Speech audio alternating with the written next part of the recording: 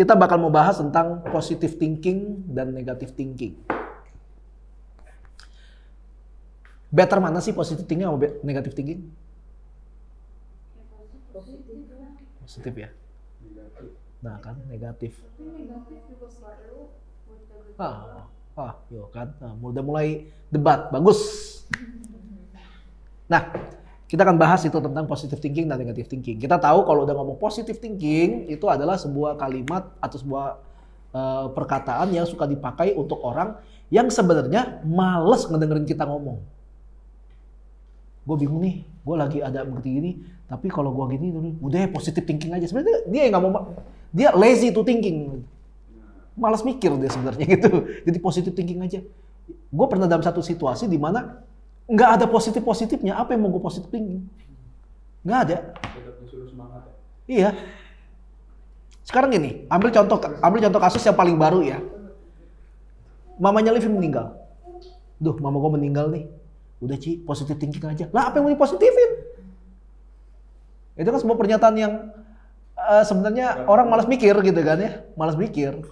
Walaupun gue pernah cerita kemarin, yang terberat dari kejadian kemarin, mamanya Livi meninggal, adalah gini. Ketika ada banyak yang ngejapri kita, baik dari IG maupun dari WA, ataupun ketemu langsung, ngomongnya begini. Cepat sembuh ya buat mamanya. Maksudnya enggak, iya waktu sakit, bukan waktu meninggal, waktu lagi sakit. Tapi gue nggak salahin orangnya, beneran, gue nggak salahin orangnya. Cuma ketika dia bilang cepat sembuh ya buat mamanya, masalah gini, kita yang tahu faktanya, kondisinya sudah tidak memungkinkan lagi untuk sembuh. Kita benar-benar lagi tunggu waktu. Itu yang pas Koko udah share di story. Iya. Udah gitu. Udah angkat tangan, gue juga setiap kali doain, gue juga nggak dapat impresi apa-apa kalau Tuhan mau sembuhin kah atau apa, nggak dapat, ya flat aja, kosong aja gitu. Dari situ gue langsung ngerti juga, ya kayaknya sih enggak. Pas ada chat yang masuk, cepat sembuh ya buat mamanya, itu kayak lumayan nusuk juga buat gue. Tapi gue nggak salahin dia, tetap ya sama. Semua orang juga perkataannya juga ya maksudnya mau yang baik-baik gitu kan. Cuma di gue pribadi, mungkin Livi juga sama, adalah gue tahu ini udah nggak selamat. Bukannya gue nggak percaya sama Tuhan ya, bukan nggak percaya sama Tuhan, nggak ada hubungannya itu, nggak ada hubungannya. Tapi kita tahu gitu, ini nggak lama lagi, tinggal tunggu waktu aja sampai mama Livi meninggal, dan benar meninggal gitu. Nah, gue nggak bisa ngambil sisi positif dari itu. Positif aja, orang maksudnya baik. Oh maksudnya baik, caranya salah juga salah kan? Iya kan? Maksudnya baik, si Hansel ngajarin si BL supaya jangan takut sama preman gitu. Tapi kan caranya ngawur, bugil. Iya kan? Maksud yang baik dieksekusi dengan cara yang nggak baik, ya nggak baik juga gitu sebenarnya. Jadi mau ngambil positive thinking dari mana juga bingung gitu kan. Nah kadang-kadang malah kita ada baiknya kita punya negative thinking. Dalam arti begini. Kalau misalnya kalian lagi pengen memulai sebuah bisnis gitu ya. Ada pas banget nih, gue baru pengen mulai bisnis. Ada orang nawarin, mau gak nih gue sponsorin ya, gue investasi, dana sekian nanti begini. Tenang aja lah, kita saling percaya aja kan. Suka dia kayak gitu kan tuh. Ya, nggak ada hitam di atas putih gitu ya. Gitu ya. Gue pengen kayak gitu cuma nggak boleh direkam. Ya. Nah, dia nggak tahu, dia ketawa aja. Nanti kita jelaskan. Nah, ketika ada yang orang nawarin kayak gitu, gue investasi deh ke lu yang jalanin, gue yang modalin, udahlah kita saling percaya aja, nggak usah ada surat-suratan gitu, ribet lah, kan sama-sama anak Tuhan ya, biasanya kayak gitu tuh.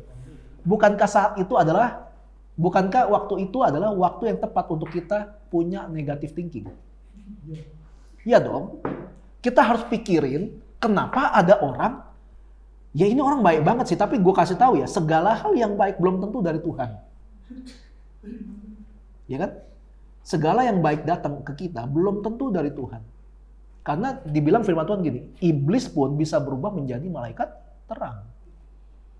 Berkat yang kita terima belum tentu dari Tuhan. Iblis pun bisa kasih berkat. Buktinya banyak orang nyari berkat ke gunung ini, ke gunung itu. Gue ingat banget, koko gue walaupun Kristen, kalau tiap kali ziarah ke kuburan, nyari nomor. Seakan-akan emak gue masih main judi gitu di alam sana gitu loh. Nomor berapa ya mau? Waduh, nomornya dipasang gagal. Jadi walaupun Kristen masih main kayak gitu aneh. Main nomornya sih nggak masalah lah ya. Karena kan cuma di Indo yang dilarang. Kayak judi-judi kan dilarang di Indo. Singapura kan enggak. Jadi judi dosa nggak? Enggak. Cuma kalau di Indonesia melanggar hukum. Jadi emang nggak boleh. Kalau kita melanggar hukum, ya kita dosa juga jatuhnya. Karena kita melanggar. Jadi kita harus tahu kapan kita harus memiliki negative thinking atau pikiran yang negatif untuk waspada. Kalau ada orang yang tiba-tiba baik, kita nggak kenal dia baru kenal, kok baik banget, bukankah kita harus curiga? Iya kan? Bukannya kita harus curiga? Nah, kalau curiga itu kan negative thinking kan? Ya. Ngomong-ngomong, bahasa Indonesia kan itu kondisi, bahasa Inggrisnya condition. Situasi bahasa Inggrisnya? Condition. Nah, kalau curiga? Curigation. Dipaksa. Consideration itu menebak-tebak. Oke. Nah, seperti itu. Jadi baik positive thinking ataupun negative thinking ada tempatnya. Kapan kita harus berpositive thinking? Kapan kita harus negative thinking? Jadi kalau pertanyaan bagusan mana? Better mana? Punya pikiran positif atau pikiran negatif? Loh, dua-duanya kita butuh. Kalau kita nggak punya pikiran negatif, ya kita bisa dibodohi orang. Gini ya, pikiran negatif. Ya, bukan memikirkan yang negatif, bukan yang pikirannya negatif gitu. Bukan. Maksudnya, kira-kira ada hal positif apa dari sebuah kejadian ini? Ada hal negatif apa yang bisa terjadi dari hal ini gitu? Contoh tadi ada orang mau investasi, positifnya adalah, wah ada duit masuk, kita bisa jalanin bisnis kita. Mungkin nominalnya juga sesuai dengan yang kita mau. Tapi negatifnya adalah ketika bisnisnya maju langsung diambil alih nggak sama dia. Karena nggak ada hitam di atas putih, duit dia. Bisa jadi dia bikin izin segala macam, namanya di surat nama dia. Jangan-jangan dia diam-diam udah bikin PT sendiri. Ya kan? Bukankah kita harus pikirin itu semua gitu kan? Nah itu positive thinking, negative thinking. Nah kalau kita lihat dalam kitab Ayub, wah pada tahu nggak Ayub di mana? Ayub terakhir gua ketemu ada di Emporium sih. Ayub nama orang lah gitu. Kita lihat kitab Ayub pasal 3 ayat 25. Ayub bahasa Inggrisnya itu Job. Jadi Steve Job maksudnya Steve Ayub maksudnya. Job. Bukan job kerjaan ya. Ayub pasal 3 ayat 25. Sebelumnya tahu gak kisah Ayub apa? Ayub itu dibilang orang yang paling saleh di dunia ini. Nggak ada orang yang lebih saleh dari Ayub. Nggak pernah ada. Berarti Abraham pun kalah saleh dong daripada Ayub. Ya kan? Dan Ayub adalah orang paling kaya di dataran sana gitu pada waktu itu. Anak-anak Ayub, cowok cewek adalah anak-anak orang-orang yang paling ganteng, paling cantik di negeri itu pada waktu itu. Hartanya juga udah kacau deh, pokoknya gila banget, banyak banget. Zaman dulu kan harta dinilai dari berapa banyak domba, berapa banyak unta, berapa banyak sapi, berapa banyak kambing, ladangnya ada berapa, dan paling penting ada berapa banyak jumlah budak yang dia punya. Budaknya. Pembantu sih kalau zaman sekarang, tapi kan zaman itu pakai budak yang ngurusin tapi nggak digaji. Tapi dalam waktu satu hari, yang pertama terjadi adalah ladangnya dia habis diambil sama penjara. Datang, penjahat semua, dijarah ladangnya habis. Terus yang kedua, semua kambing domba dijarah habis juga. Yang ketiga, anaknya lagi party. Tiba-tiba datang angin topan, ngehajar rumahnya, temboknya roboh, nimpa semua orang yang di sana. Dalam sehari 8 anak yang mati semua. Selesai? Belum. Ayub terlalu stres menerima keadaan kayak gitu. Malah keluar borok di badannya. Boroknya itu saking gatalnya, nggak bisa dirasa lagi kalau lu garuknya pakai tangan, nggak berasa. Akhirnya Ayub pecahin piring, dia garuk pakai beling. Itu Ayub dalam satu hari. Orang yang paling saleh, orang yang paling taat ikut Tuhan yang dicatat di Alkitab. Ngalamin kayak gituan. Lah kita baru bisnis turun dikit, ngedumel sama Tuhan. Tuhan kenapa? Ayub Ayub. Ayub. Perkataan Ayub yang paling bagus apa sih yang gue dapat? Ayub bilang dalam keadaan seperti itu, ya yang anaknya habis, hartanya habis, badannya juga habis gitu. Ayub masih bilang gini, Tuhan yang memberi, Ayub bilang gini, dengan telanjang kita datang ke dunia ini. Dengan telanjang juga kita akan kembali pada Tuhan. Tuhan yang memberi, Tuhan yang mengambil. Terpujilah nama Tuhan. Orang gila ini. Habis 1 hari. Yang lu bangun dari nol. Habis. 1 harinya bukan 24 jam loh. Itu cuma selang berapa jam. Berita buruk. Tapi Ayub pasti bilang, Tuhan yang memberi, Tuhan yang mengambil. Terpujilah nama Tuhan. Berani nggak kita kalau ngalamin kayak gitu? Kita ngomong kayak gitu. Apalagi kalau itu sesuatu yang kita sayang banget. Yang nggak hilang apa dari Ayub? Harta hilang, nyawa juga hilang tuh anak-anaknya. Masih bisa nggak kita ngomong kayak gitu? Masalahnya setelah kejadian itu, teman-temannya datang, maksud hati ngelayat. Maksud hati ini teman-teman kurang ajar emang. Maksudnya ngelayat gitu. Lu kalau datang ke teman lu yang sedang berduka dan ketimpa masalah, lu kan kasih kata-kata penghiburan kan? Tapi tau nggak yang dilakukan teman Ayub? Lu pasti habis bikin dosa. Nggak mungkin lu ngalamin ini semua kalau bukan karena lu habis bikin dosa. Ada yang menafsirkan, kenapa sih Ayub sampai ngalamin hal itu? Disuruh buka Ayub pasal pertama. Dibilang gini, tiap-tiap hari Ayub mempersembahkan korban kepada Tuhan. Tahu nggak isi doanya apa? Isi doanya Ayub ketika dia mempersembahkan korban sama Tuhan. Dia takut, anaknya kan tiap hari pesta nih, bergilir. Hari ini di rumah anak yang pertama, besok anak kedua, ketiga, keempat. Gitu, muter tuh, tiap hari, saking kaya itu. Tiap hari partai. Holy Wing ada ke rumah. Udah nggak ada Holy Wingnya. Tapi Ayub bilang gini, ketika dia mempersembahkan korban, Ayub bilang gini, jangan-jangan semalam anak gua berbuat dosa. Jadi Ayub mewakili anak-anaknya minta ampun sama Tuhan. Kalau anakku ada bikin dosa, ampuni Tuhan. Jadi bapaknya ngambil beban dosa anaknya. Ayub juga nggak tahu anaknya bikin dosa apa enggak. Tapi Ayub bawa itu ke Tuhan. Tuhan kalau anakku bikin dosa, ampuni. Dia bawa persembahan ke Tuhan. Ada yang menerjemahkan seperti ini. Ayub mengalami hal buruk itu karena pada hari itu Ayub lupa mempersembahkan korban. Cakep gak tuh tafsiran? Logika ya.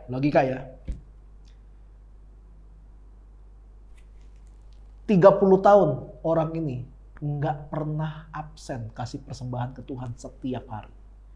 Masa iya gara-gara lupa 1 hari Tuhan habisin semuanya? Kalau bener kayak gitu tinggalin Tuhan yang kayak gitu. Itu bukan Tuhan. Tuhan baperan amat, cuma 1 kali nggak datang dia habisin semua. Ya dong, berarti tafsiran itu kan ngawur gitu. Tapi kan Ayub dicobai seperti itu kan karena izin Tuhan. Kalau baca lagi lengkapnya nih, Iblis kan bilang gini kan, Ayub begitu karena Tuhan berkati, coba diambil berkatnya. Pasti bakal murtad. Nah Ayub Tuhan menguji. Ayub tuh gak bakal murtad walaupun badannya habis. Diizinkan. Akhirnya terbukti, Ayub gak menyangkal iman dalam keadaan seperti itu. Tapi di ujung setelah Tuhan selesai menguji iman Ayub, dibilang apa? Semua yang hilang dikembalikan 2 kali lipat. Onta yang ada 400 balik 800. Nah, yang susah tuh anaknya tuh. Gue juga pernah mempertanyakan hal yang sama. Anaknya kan 8 ya. 8 apa 7 gitu gue lupa. Meninggal kan ya. Masa jadi 14? Istrinya produktif sekali. Iya, istrinya nambah. Nggak bisa. Kalau Ayub udah dibilang saleh, Ayub tahu istri hanya boleh 1. Tapi di tengah-tengah itu ada satu keluhan Ayub yang membuat Tuhan jadi kesel juga lama-lama sama Ayub. Jadi gini, sesaleh-salehnya orang pasti ada satu bagian dalam hidupnya yang bisa bikin dia ngedumel juga. Kalian kalau ketemu orang yang sabar ya, sesabar-sabarnya orang yang kalian kenal ini, pasti ada satu titik yang mana dia pasti, nah nggak sabar nih di sini. Pasti ada. Sebaik-baiknya orang, pasti ada satu titik di mana dia nggak mau berbuat baik dalam hal itu. Ada, yaitu tinggal diuji. Nah dalam ujiannya itu, Ayub di Ayub pasal 3 ayat 25 tadi, Ayub bilang gini, karena yang kutakutkan itulah yang menimpa aku. Dan yang kucemaskan itulah yang mendatangi aku. Yang kutakutkan, gua aduh jangan sampai datang. Sekalian khawatirin, datang. Ayub bilang kayak gitu.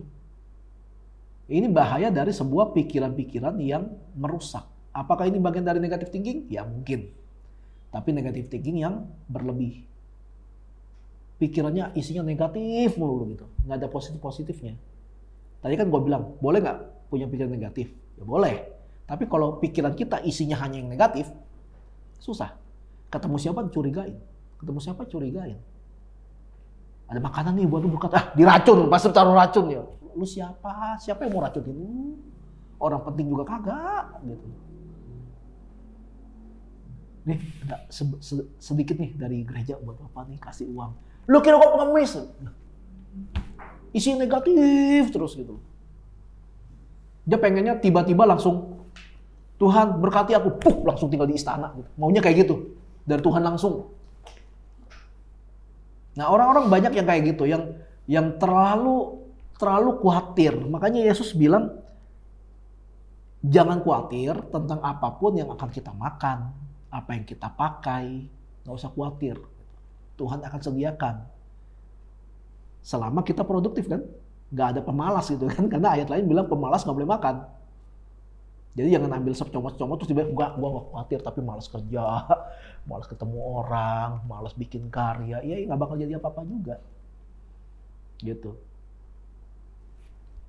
Itu yang terjadi kalau kita isi pikiran kita hanya diisi dengan yang negatif. Nah kita lihat bagian yang lain. Filipi pasal 4 ayat 8. Filipi pasal 4 ayat 8 itu bilang, kok pengen langsung baca tapi masih pada nyari. Filipi 4 ayat yang ke-8. Filipi 4 ayat yang ke-8. Semua yang benar, semua yang mulia, semua yang adil, semua yang suci, semua yang manis, semua yang sedap didengar, semua yang disebut kebajikan dan patut dipuji, pikirkan semua itu. Maksudnya gini, daripada kita ngeluh melulu, ya, daripada kita isinya ngeluh doang gitu ya, daripada kita isinya compare melulu, kok hidup gua nggak kayak si itu sih, wah enak ya kalau orang tuanya kayak papanya si itu, kayak mamanya si itu, wah mobil gua coba bisa lebih bagus lagi daripada yang ini gitu. Daripada kita isinya itu semua pikiran kita, daripada kita cuma mikirannya yang kayak gitu-gituan doang. Firman Tuhan bilang, mendingan mikirin semua yang benar, semua yang mulia, semua yang adil. Kita berpikir secara terbalik dari apa yang kita lakukan selama ini. Gitu. Kita ngomongin soal orang tua. Kalau misalnya yang ngomong, enak ya kalau punya orang tua kayak orang tua si ini. Enggak, lu pikirin terbalik. Gue masih enak, masih punya orang tua.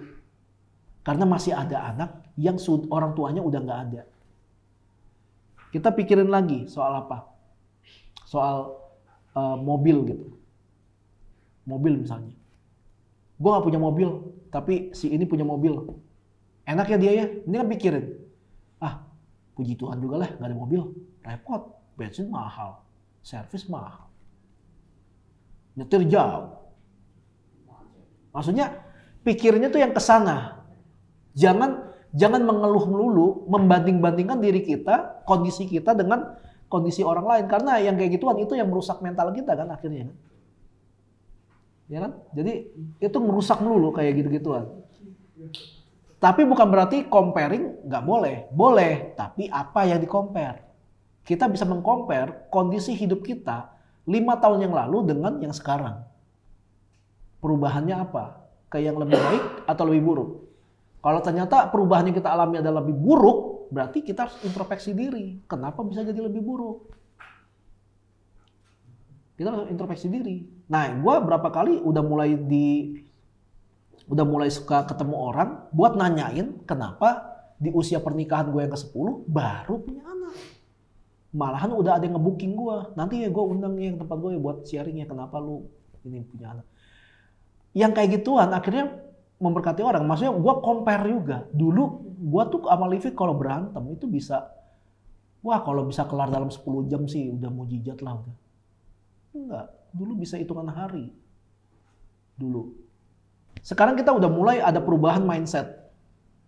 Cara kita berpikir udah mulai berubah. Ini loh yang kita pikirin sekarang. Apa yang benar, apa yang mulia, apa yang adil, yang suci, yang manis, yang sedap didengar. Kita pikir itu. Gua kalau berantem kayak gini lama-lama, apa gunanya buat gua? Ya berantem ya udah berantem saat itu aja kelar, selesai. Nggak usah dibawa mati. Harta aja nggak lu bawa mati. Lah ini emosi marah, emang lu bawa mati. Kita harus pikir kayak gitu. Makanya gara-gara itu, gara-gara gue udah mulai memperbaiki pola pikir gue, yang namanya berantem udah cuma bentar doang, yang sewot-sewotan nggak lama, lihat kita jadi produktif. Jadi produktif. Gue udah bikin anak lah. Gitu. Ya kan jadi. Nah itu yang terjadi ketika kita menyerahkan hidup kita sama Tuhan. Tuhan tahu kapan waktu yang tepat untuk Tuhan turunin berkatnya buat kita. Gue pernah ngomong sama Livi, udah sering gue bilang gini. Seandainya dari awal menikah, kita langsung dikasih anak sama Tuhan. Ini anak bakal kasihan banget loh. Karena kita sendiri belum bisa ngontrol emosi kita. Bisa-bisa kita berantem depan anak. Bisa-bisa kita lagi mumet, anak kita ribet, kita marahin anak. Khawatir juga anak kita jadi gedenya jadi anak pemberontak gitu loh. Kita mikirin itu semua gitu. Sekarang kalau udah kayak gini, wah enggak. Sekarang kita pelajari, yang kita pikirin adalah sekarang gimana caranya supaya anak ini gedenya at least lebih baik dari orang tuanya. Itu yang kita pelajari. Gua pelajarin cara menghadapi anak tantrum. Gua mau pelajari mendingan mana nih? Sekolah mendingan homeschooling apa sekolah yang biasa aja. Gua pelajarin semua. Karena gue pengen anak gue itu jadi lebih baik keadaannya daripada gue yang dulu. Gue nggak mau anak gue ngalamin hal yang sama seperti yang gue alamin. Gitu. Jadi supaya nanti anak gue ketika nanti udah gede, punya anak lagi, anaknya dia nggak perlu mulai dari nolnya gue, tapi mulai dari nolnya dia sendiri. Nolnya tiap orang beda-beda kan? Dari sini bisa nol, di sini juga bisa nol, tergantung dari mana lu memulai itu. Gitu. Ya seperti itu. Jadi inilah pikiran kita yang harus kita benahi gitu, cara kita berpikir. Karena segala sesuatu dimulai dari berpikir. Nggak mungkin lu tiba-tiba lu ngambil gelas tadi tanpa mikirin dulu. Mikir kan? Seret. Gitu. Walaupun cuma seret gitu. Karena mulai dari pikiran. Pikiran lu jahat, perbuatan lu bakal jahat. Pikiran lu licik, perbuatan lu licik. Tapi kalau pikiran lu mulia, pikiran lu benar, pikiran lu sedap pikiran lu ada sedap didengar dan sebagainya, apapun yang lu keluarkan itu akan mencerminkan seperti apa isi pikiran lu. Makanya lu bisa ketemu orang yang mulutnya manis, bagus, wah, hidup tuh harus begini, harus tolong orang, harus gini, tapi kita nggak pernah lihat dia sekalipun nolong orang. Itu lebih kelihatan kan daripada kata-katanya doang. Gitu. Nah jadi hari ini kita bakal bagi kelompok buat ngebahas tentang pikiran negatif dan pikiran positif. Nah yang gue concern kan adalah gini. Ini satu quotes yang gue pernah bilang gini. Yang paling benar adalah bukan soal kita memiliki pikiran positif atau pikiran negatif, tapi kita memiliki pikiran yang benar. Jadi pikiran benar itu akan mendirect kita kapan kita harus pakai pikiran positif, kapan kita harus pakai pikiran negatif. Nah, kita akan bagi kelompok, kita akan share pikiran positif dan negatif. Kita kira-kira lebih sering keluar pikiran positif atau pikiran negatif. Respon kita ketika terhadap sesuatu gitu. Kita ambil contoh misalnya. Kita ambil contoh aja segala macam contoh gitu. Kalau dikatain gitu, lu gimana gitu ya? Kalau lu ya. Kalau lu dikata-katain dengan kasar, respon lu gimana? Kalau lu adalah anak yang bukan cuma satu anak tapi ada beberapa anak, ketika lu di-compare sama orang tua lu mendingan lu lihat tuh adik lu lihat tuh koko lu, nah, respon lu gimana? Ketika di kerjaan lu udah kerja bener tapi malah suka dibully, respon lu gimana? Pikiran negatif atau pikiran positif yang keluar? Tuhan memberkatimu. Tuhan melindungimu. Dia menyinarimu dengan wajahnya dan memberikan kasih karunia. Tuhan menghadapkan wajahnya dan memberi damai sejahtera.